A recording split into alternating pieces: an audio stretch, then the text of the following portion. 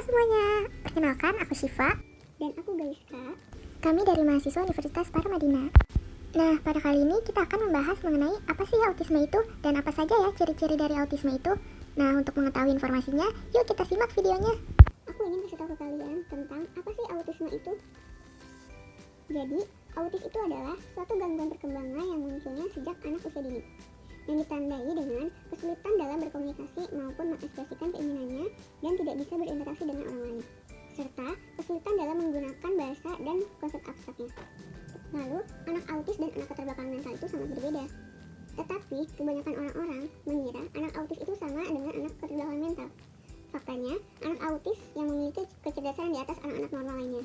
Dan sedangkan, anak yang keterbelakangan mental memiliki kecerdasan di bawah rata-rata. Sebelumnya sudah dijelaskan definisi autisme. Nah, lalu apa sih faktor penyebab autisme itu? Simak baik-baik ya. Yang pertama, ada konsumsi obat pada ibu menyusui.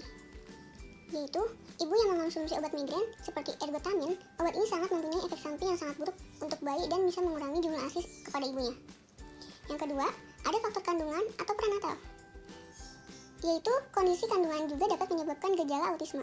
Pemicu autisme dalam kandungan dapat disebabkan oleh virus yang menyerang pada trimester pertama, yaitu sindrom rubella. Ketiga, ada faktor kelahiran, di mana ketika bayi lahir dengan berat badan rendah, prematur, dan lama dalam kandungan atau bisa yang disebut lebih dari 9 bulan, itu sangat berisiko mengidap autis. Selain itu, bayi yang mengalami gagal nafas atau hipoksia saat lahir juga itu sangat berisiko mengalami autis. Yang keempat, ada faktor genetika, yaitu gejala autis pada anak disebabkan oleh faktor keturunan. Setidaknya telah ditemukan 20 gen yang terkait dengan autisme. Akan tetapi, gejala autisme baru bisa muncul ketika terjadinya kombinasi banyaknya gen. Yang kelima, ada peradangan dinding usus. Sejumlah anak penderita gangguan autis umumnya memiliki pencernaan buruk dan ditemukan adanya peradangan usus. Peradangan tersebut diduga disebabkan oleh virus. Yang keenam, ada keracunan logam berat. Kandungan logam berat penyebab autis karena adanya sekresi logam berat dari tubuh terganggu secara genetis. Beberapa logam berat seperti arsenik, antimoni, kadmium, air raksa, dan timbale adalah racun yang sangat kuat. Yang terakhir ada faktor makanan, di mana zat kimia yang terkandung dalam makanan yang sangat berbahaya untuk kandungan, salah satunya pestisida yang terpapar pada sayuran. Diketahui bahwa pestisida mengganggu fungsi gen pada syaraf pusat menyebabkan anak autis. Yuk mengenali ciri-ciri autisme. Yang pertama, tidak adanya respon jika dipanggil namanya. Hal ini disebabkan karena lemahnya fungsi otak dalam mengenali suara yang memanggilnya. Ini bisa dideteksi mulai dari bayi usia 12 bulan. Yang kedua, jarang membuat gestur tertentu. Orang yang mengalami autisme ini kurang bisa mengekspresikan keinginannya karena mereka kurang memahami arti dari gerakan atau gestur tersebut. Yang ketiga, sulit untuk tidur. Ciri yang ketiga adalah anak yang mengalami autisme biasanya susah untuk tidur dikarenakan tubuhnya tidak bisa melepaskan hormon melatonin dari tubuhnya yang tepat dengan waktunya. Yang keempat, memiliki ekspresi yang datar dan tidak bisa mengekspresikan emosi. Ciri yang keempat adalah anak yang mengalami autis biasanya mempunyai ekspresi yang datar dan kurang bisa mengekspresikan emosinya. Dikarenakan lemahnya konektivitas antara korteks selektif suara dan amigdala yang berfungsi untuk memproses emosi. Yang kelima, respon negatif terhadap informasi sensori tertentu. Terkadang, anak autis terlalu sensitif dan bahkan bisa tidak sensitif sama sekali. Pada saat anak terlalu sensitif, biasanya akan menunjukkan respon negatif. Yang keenam, sering mengulangi gerakan. Anak autis sering melakukan gerakan yang berulang atau biasanya disebut dengan stimming. Stimming ini biasanya dilakukan oleh anak autis untuk menenangkan diri agar perhatian mereka lebih terfokus. Yang ketujuh, terlambat berbicara. Anak yang mengalami keterlambatan berbicara, berdasarkan penelitian yang dilakukan oleh Universitas Stanford, otak anak yang mengalami autis menghubungkan pengenalan ucapan ke pusat otak, terhubung secara berbeda dan ini berpengaruh pada perkembangan otak anak. Hal tersebut berpengaruh pada gangguan spektrum autis sehingga mereka kadang tidak berbicara sama sekali. Yang ke-8, lebih suka menyendiri. Yaitu, anak yang lebih suka menyendiri dan kurang peduli terhadap lingkungannya, anak autisme akan cenderung bermain sendiri, misalnya seperti menumpuk mobil-mobilan, dijatuhkan, dan kemudian ditumpuk kembali. Nah, hal ini dikarenakan anak autis memiliki keterampilan meniru yang rendah, kurang bisa mengembangkan kemampuan bermain, dan rendahnya kemampuan sosialisasi. Yang ke-9, komunikasi yang tidak biasa. Penyandang autis yang bisa berbicara kadang memiliki bahasa atau cara bicara yang tidak sama seperti anak pada umumnya. Dan tidak jarang anak autis akan mengulangi kata-kata yang diucapkan oleh orang lain. Yang terakhir, mengalami kecemasan yang berlebih. Jadi anak autis yang mengalami kecemasan yang berlebih dan bahkan anak bisa mengalami fobia pada hal-hal tertentu. Wah, ternyata individu autisme juga memiliki keunikan-keunikan loh. Yuk kita simak apa saja keunikannya. Yang pertama ada fokus terhadap diri. Nah, pada kemampuan ini dapat membantu individu autisme dalam mengerjakan tugas-tugasnya yang membutuhkan fokus pada detail seperti kecermatan dan Lalu, individu autisme juga memiliki tingkat kecerdasan yang tinggi juga loh. Nyatanya, individu autisme memiliki rata-rata kecerdasan dalam pelajaran tersulit menurut anak-anak normal, yaitu pelajaran matematika.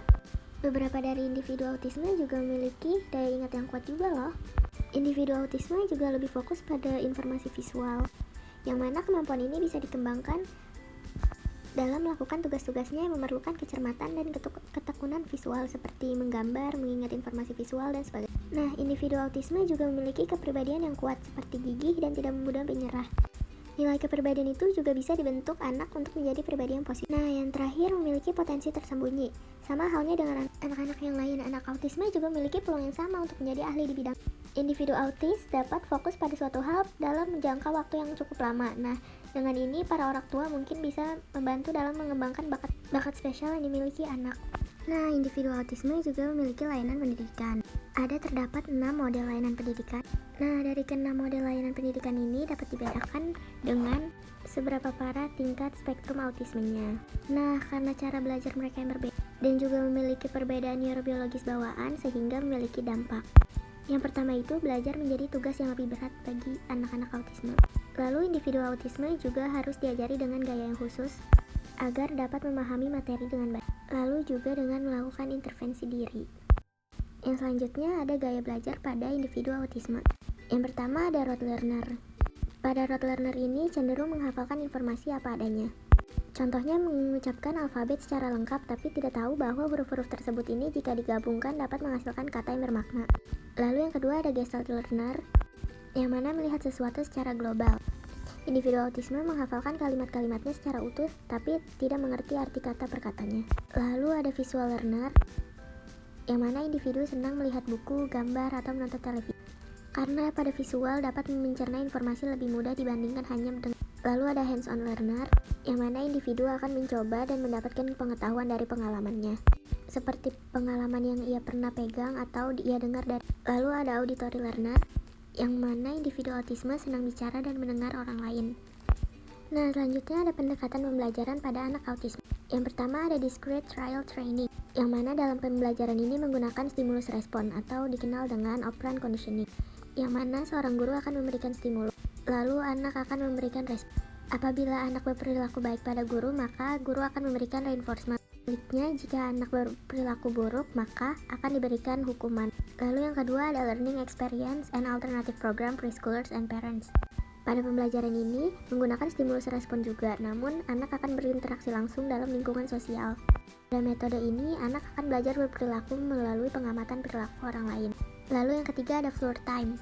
Pada pembelajaran ini, anak akan melakukan kegiatan intervensi interaktif. Interaksi anak dalam hubungan dan pola keluarga yang menjadi kondisi penting dalam menstimulasi perkembangannya dan pertumbuhannya dari segi komunikasi sosial dan perilaku anak. Lalu yang terakhir ada treatment and education for autistic children and related communication handicap. Pada pembelajaran ini, seorang guru akan memperhatikan seluruh aspek layanan untuk mengembangkan komunikasi anaknya. Pada layanan ini diprogramkan dari segi diagnosa, terapi konsultasi, kerjasama, dan layanan lain yang dibutuhkan.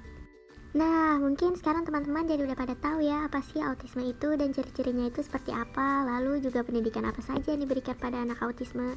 Dan menariknya anak autisme juga memiliki keunikan dan kelebihan juga ya. Mungkin segitu dulu yang bisa kita sampaikan. Sampai jumpa lagi.